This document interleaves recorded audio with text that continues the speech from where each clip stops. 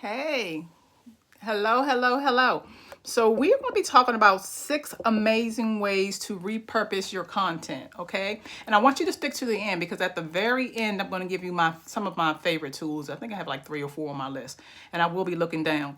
If you don't know who I am, I'm T Styles. I own and operate the Cartel Publications and the Elite Writers Academy, where I teach people how to build their book businesses through story structure, marketing, and publishing. And again, I do that through planners, courses, and templates through the Elite Writers Academy, but more importantly, with my membership, the Elite Writer Squad. So I'm going to give you 6 ways to repurpose your content. And the reason why this is so necessary right now, as writers, one of the main things that we do is create books, but we realize now, well, if you don't realize it, you really should, that you have to be visible, and you could be visible in a number of ways. One of the best ways to be visible is by connecting with people on social media, doing videos like I'm doing right now. Hey, Delia, doing videos like I'm doing right now, contacting or keeping a relationship open with your email list. There are a number of things that you can do. But you also want to make sure you're not wasting time. So when you create one piece of content, if you can make it into multiple pieces of content, it's even better. So let's get started. I'm going to go with the first one. Hey, Nika. Hey, LaShonda. I'm going to go for that. I love you guys. The first one is turn your blog into a book. Now, these are going to sound the same, but they aren't. They are separate in all ways. And I'm not going to, earlier today, I was talking about this and I kind of doubled over some things. So when I say turn your blog into a book, it means if you have a blog and you are a regular poster, you can combine those blog posts and make it into a book, especially if it's all of your blogging has been around specific topics. If you do relationships, just because we're writers don't mean we don't have other topics that we blog about. It can be with relationships. It can be about urban fiction. There are books that do well on Amazon that speak specifically about urban fiction and where it's going. So if your blogs are similar, you can combine them into a book. So that's the first way that you can repurpose your content. The next one is to turn your YouTube videos and podcasts into written blogs. This helps a lot, especially if you have the transcribe or the transcription activated. And I'm not sure if they changed it, but back in the day, you had to actually select that.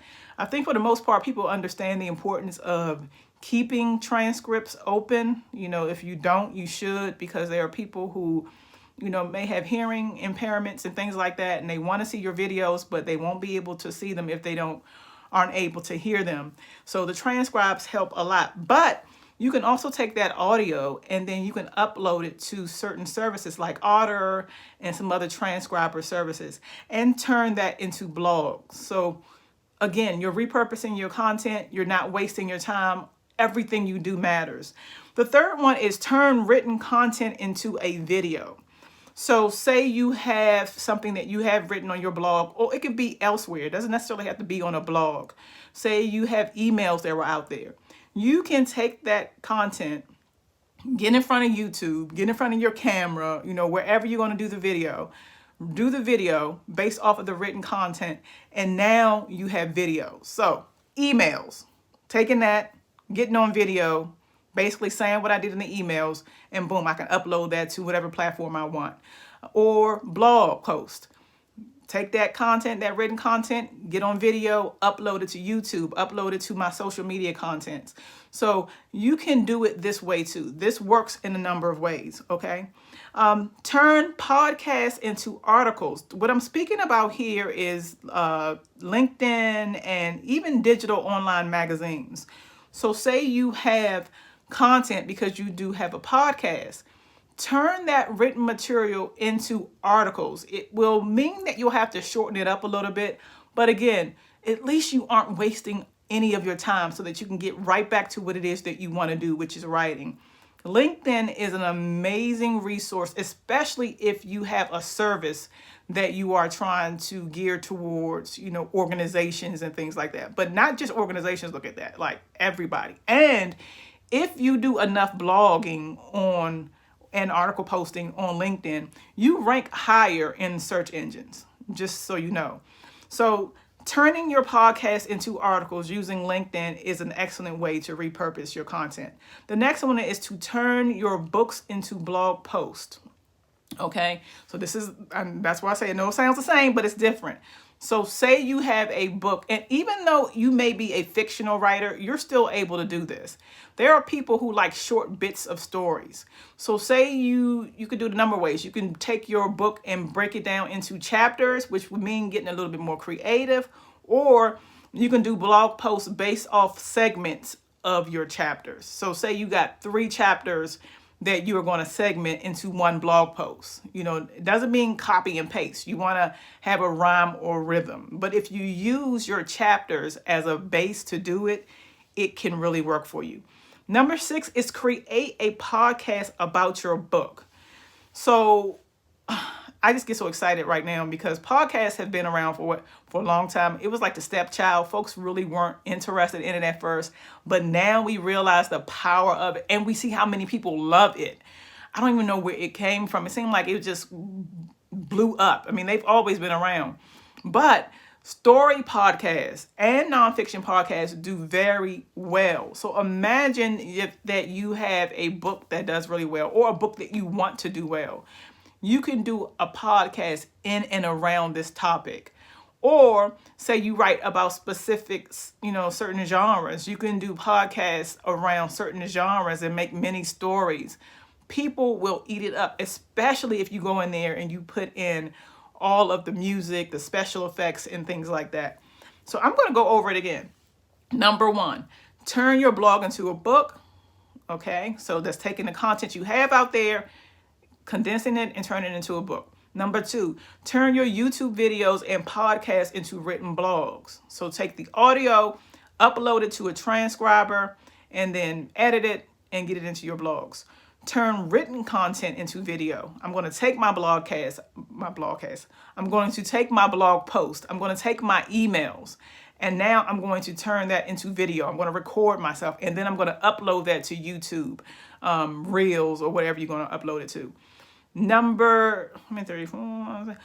Turn podcasts into articles. So think LinkedIn and digital magazines. Okay, LinkedIn is an excellent source, especially if you have a product and service that you are trying to connect with, like the big dogs, organizations. Everybody uses it, but you do really well if you have a geared service.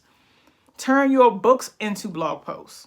So you're taking your book, you're going to theme it out, and you're going to turn it into blog posts. And you're going to make sure you use your keywords and things like that.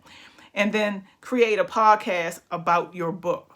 So you think about either taking certain sections and doing it that way, or you can do it based off of chapters, especially if you have that voice and you are able to get like a little rhythm and rhyme going with it.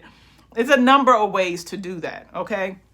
So I want to give you right now, I really want to talk about like the different services and options that are out there, because there are a lot of services that you can use to turn your voice into transcribing. But I want to give you a caveat. There's some things that I ran into. One of the transcribers that I like is Otter. Otter is good because you can do it on your phone and on your iPad. At the same time, you have to really put in a lot of work. Otter is not doing any quotation marks. It's not doing any of that. So I would recommend using this on the go. But it was recommended to me before, and I actually used it a few times. And I believe Sharice recommended it to me, where you can take your audio and then open up Google and hit the Google voice and then allow that to do it a little bit better. It seems to do a better job of recognizing the voice. So if you're using transcribers, Otter is one, Temi is another one, Temi, or Google Voice. It will mean you have to sit down there and watch it because Google Voice times out, but you can get that audio into written. LinkedIn to upload your articles. Buzzsprout is really good for podcasts. So you can open one account and have multiple different podcasts. And there are people who have a lot. Like I have a few. One of them I'm doing all over again. And some people were so upset. The Elite Writers Academy podcast came down. But that's because I'm doing some things for 2022. I'm going to redo my content, repurpose my content, and start a new podcast. But Buzzsprout allows me to have one for the writing show and also my show, Best Friend in a Handbag. So Buzzsprout is an excellent tool. Goodreads. You can upload the RSS feeds from your blog to your Goodread profile as an author. And it brings more attention because guess what? Folks on there who read books like to read blogs. So you are giving them even more content. And finally, Author Central. Okay. Now, the thing with Author Central is I'm talking to bosses, people who are building their book empires, but sometimes you are still with another company while you're doing this. If you are wanting to create an Author Central page, you can put the request in, but the publisher still has to approve that. This is very hurtful because you can have some publishers who don't want you for whatever reason to have this information. It would be kind of sad if that is the case, because you can go in there and start doing some things with the product page and detail page, and it may not have nothing to do with anything else but that. So in other words, you get an Author Central page, you can start messing with your cataloging, the different categories that your book falls into. You can start messing with the product and detail pages and things like that. And some publishers may not want to, have you do that. But if you are a writer and you've come in after you with the publisher, so like with me, I was with Triple Crown Publications. I left them, started my own brand, uploaded some books, and when I created my Author Central page, I created it with my new books, which gave me access to my old books. Then that's different. So that's a workaround. Again, you got a publisher that you're with, and they're not giving you access to your Author Central page.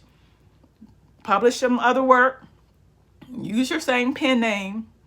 Go in and create an Author Central page. Then approve it yourself because it'll be yourself, and start using your page. Okay. So I hope this helps, guys. I really enjoy you. So glad you came and came and kicked it with me for my live. If you want more of this, like and subscribe, and let me know what it is that you need help with. I'm wide open. Have a great day. And shout out to LaShonda and Delia and Nika and all you guys who are always showing up on my 1 o'clock sessions. I love you guys to pieces. Talk to you later. Bye.